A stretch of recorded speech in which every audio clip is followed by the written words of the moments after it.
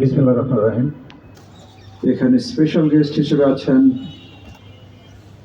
জনাব মনিহা আজার, মাননীয় প্রধান মোহাম্মদ শাহজাহান পিপিএম বার পিএইচডি, রেজিডিয়াজি, রাজশাহী।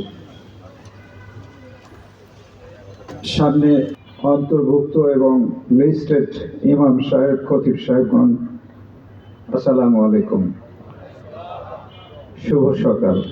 স্ট্রেটওয়ে বললেন যে আসলে হা ভোট দিব বা হা ভোট দিলে কি হবে, না ভোট দিলে কি হবে। আমরা হয়তো পেপারসটা পড়েছি, বাট আমি যদি আরেকবার, এটিও পয়েন্ট, সংবিধানের গুরুত্বপূর্ণ পরিবর্তনের ক্ষেত্রে গণভোটের বিধান চালু পূর্ণ সংসদীয় কমিটি সমূহের সভাপতি নির্বাচিত হবেন। যত পর্যায়ক্রমে বাড়বে, ক্ষমতার ভারসাম্য প্রতিষ্ঠার জন্য পার্লামেন্টে একটি উচ্চ কক্ষ, অধিকারের সংখ্যা, যেমন ইন্টারনেট সেবা কখনো বন্ধ করা যাবে না, রাষ্ট্রপতি ও প্রধানমন্ত্রীর ক্ষমতার মধ্যে একটা ভারসাম্য থাকবে। দেশ পরিচালনার দিক নির্দেশনাটা আপনাদের কাছ থেকে, বাংলাদেশের মানুষের কাছ থেকে আসা দরকার। এই জায়গায় আমরা আসলাম কিভাবে?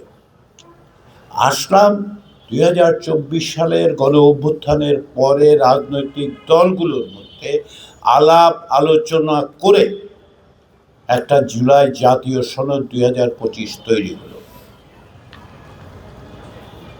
আমরা আমাদের আন্তরিক প্রচেষ্টা দিয়ে, এবং এখন যখন আমি বলি আমরা, তখন আমরা বলছি রাজনৈতিক দলগুলো, কমিশনগুলো, ব্যক্তিগতভাবে আমরা সকলে মিলে কি চেষ্টা করলাম যে সকলে ভবিষ্যৎ কিভাবে হবে এ বিষয়ে আমরা একমত হতে পারি কিনা। যতটা একমত হয়ে গেল, কিছু কিছু ভিন্ন মত সত্ত্বেও আমরা সকলে মিলে একটা জুলাই জাতীয় সনদ তৈরি করলাম এবং রাজনৈতিক দলগুলো অঙ্গীকার করলেন যে এই সনদে বর্ণিত যে সমস্ত বিষয়ে ঐক্যমত্য হয়েছে সেগুলো তারা বাস্তবায়ন করবেন। এই জাতীয় সনদ সংবিধানে অন্তর্ভুক্ত হবে এবং সুস্পষ্টভাবে জনগণের ম্যান্ডেট নিয়ে সেটা করা হবে। জুলাই জাতীয় সনদের কিছু বিষয়ে ভিন্ন মত থাকলেও গণভোট অনুষ্ঠানের ব্যাপারে রাজনৈতিক দলগুলোর মধ্যে কোনো রকম ভিন্ন মত ছিল না।